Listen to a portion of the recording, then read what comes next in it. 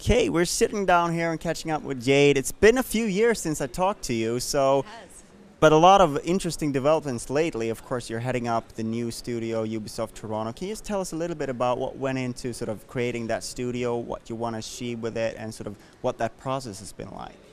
Well, setting up the Ubisoft Toronto studio has been extremely exciting. I like to say it's kind of the best of both worlds. You get to do a game startup, so all the great things that come with that, ramping up a new team, getting to recruit some of the best talent in the industry, figuring out what you want to focus on strategically, but with all the backing of Ubisoft and support that you have from being part of a big publisher. So it's really kind of the perfect opportunity. And it's not too far away from Montreal either. Exactly. So, that's another important thing is many people came over with me from the Montreal studio to start up this studio. And we also get to collaborate very closely with Montreal.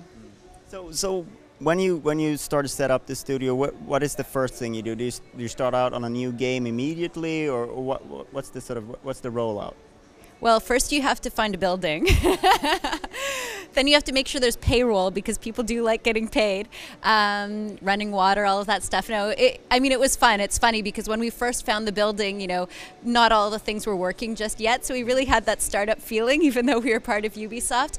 But we had the mandate to create a AAA game right off the bat from the start. So when we were recruiting for Splinter Cell Blacklist, and that enabled us to attract some of the best talent in the industry. And of course you have very ambitious expansion plans as well, so you had to find a large building first of all that you could sort of grow into, but the plan is to have multiple teams working on different projects at all times, sort of like Montreal. Absolutely. So our objective is to ramp up to 800 people within 10 years. We're well on our way already. We have a little over 300 right now. So that's been a pretty rapid ramp up. And it's going to be very exciting this year. We're shipping our first big AAA game out of a brand new studio. So I'm really proud of what the team's done. And we have a lot of exciting things coming up. So a whole bunch of new projects that we'll be announcing soon. Speaking of that, when you sort of took over Splinter Cell, because it's obviously been in works elsewhere, was there plenty of the team that was coming over to you, or is it a completely new Splinter Cell team out in Toronto? We have some of the best talent from Montreal that came over from the Montreal studio with me. So Alex Parizeau and Max Bellan have both been working in Montreal for a long time at the Ubisoft studio. They were responsible as a team for putting out Rainbow Six Vegas, which was kind of the biggest, reboot of that brand and super popular. Then they went and shipped Splinter Cell Conviction, so they already had a lot of ideas of what they wanted to do with the next game, and they came over with a core group of people who had been working on that title too. But there are also some key roles where we were able to hire outside and bring in fresh ideas. So for example, Scott Lee, who's our art director, has a ton of experience in the industry. He was the art director on Prototype, so he's created new IPs. He's also been the art director on Max Payne, so a really great background. We have level design director who's shipped GTA games and all kinds of different titles for them, so for Rockstar. So we really have some of the best people from everywhere who all came together and contributed their ideas in addition to the core team that was already working on Splinter Cell.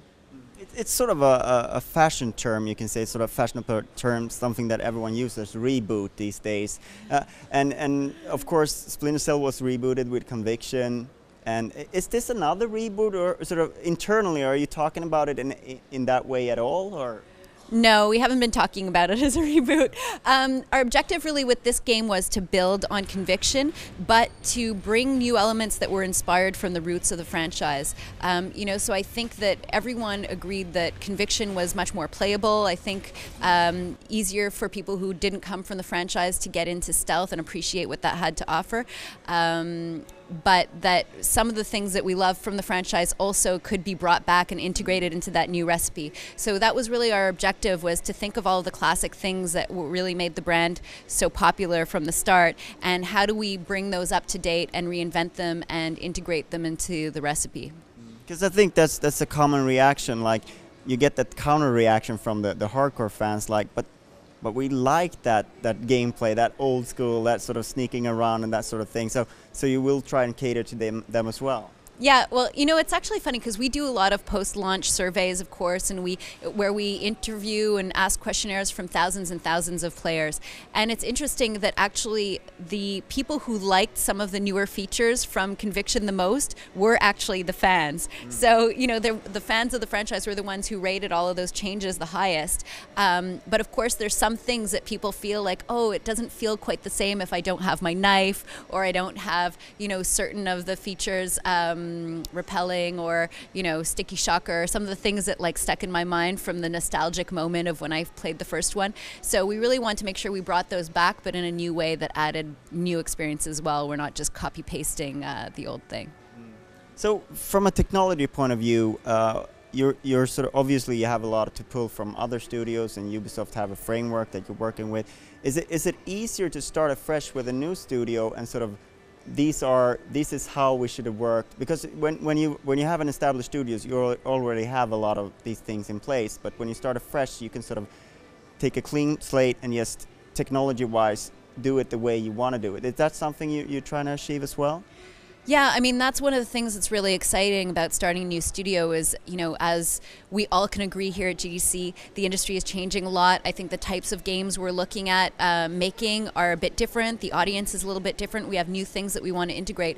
And when you're starting a new studio, you're not tied to all of the old ways of doing things. And we're also bringing in people from all over the industry, so we can benefit from, you know, what they saw at their other studios and what worked and what didn't, and integrate best practices from around the industry. So it's been really nice. I mean, right now we're getting to build on top of Splinter Cell, which is one of my favorite Ubisoft brands, and we're also getting to think of the future and how we want to do things differently in parallel, and what kinds of other new experiences we want to be working on.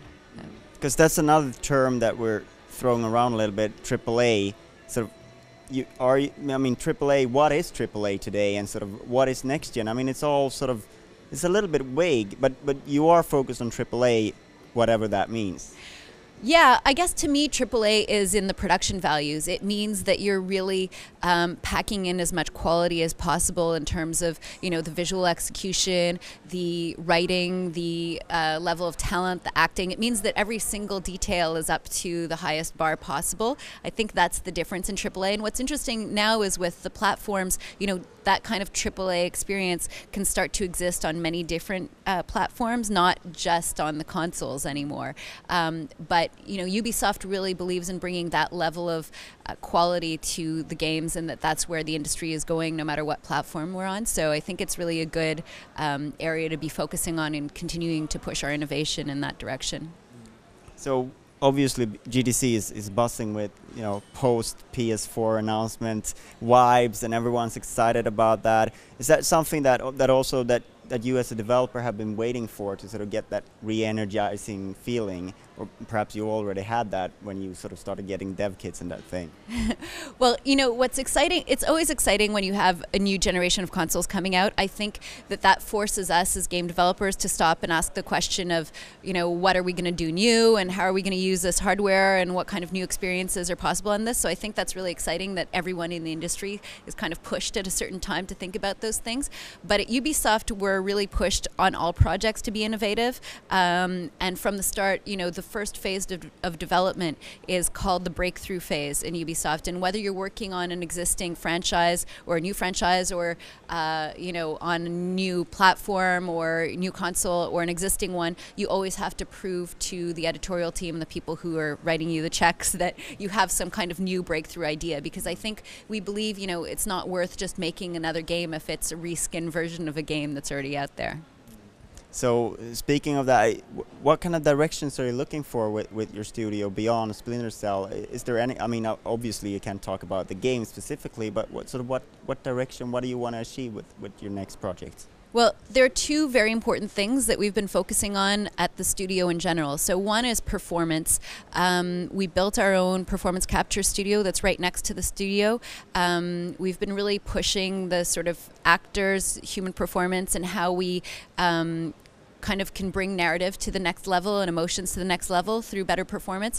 And we've really invested in that. And in the next projects, we want to invest also in the technology behind that, and how we can bring kind of the sort of finer points of the emotions to the next level and how that's going to impact our games. Another area, of course, is online multiplayer. And having connected experiences. Splinter Cell has been a great franchise to kind of push on that. As you know, Conviction, the co-op mode was really, really appreciated. It wasn't one of the best rated things in the game, and of course we've continued to develop that. We've talked about we're bringing back the multiplayer, but with all of some new stuff as well, which is going to be fresh. And we really want to continue to push that expertise in co-op, multiplayer, and the kind of connected experience, even when you are in the single-player game, to always be playing with other people, so always feel that the community is there. Yes, because Ubisoft have this sort of multi-studio approach to some of their projects as well.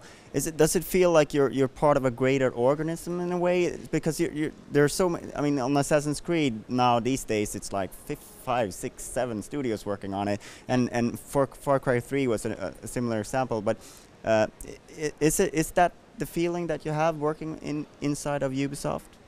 Well, it's really great because each studio kind of has their own specialty, and we have this kind of, complementary collaborations where certain studios are good at certain things, and so it really enables you to get the best quality out of your game. And it means that, if you're trying to do, let's say, mobile, you're going to work with this studio, or if you want to get the best vehicles possible, you're going to work with this other studio that has a legacy in that. And so it allows each studio to develop a kind of expertise and focus. So, yeah. And would narrative and that sort of performance capture, is that something that you want to find, sort of stake out that? Yeah, so we're working on, really staking that out, pushing that to new levels, and also for the multiplayer and online. Thank you very much for your time. Thank you. Preserve. Protect. Defend.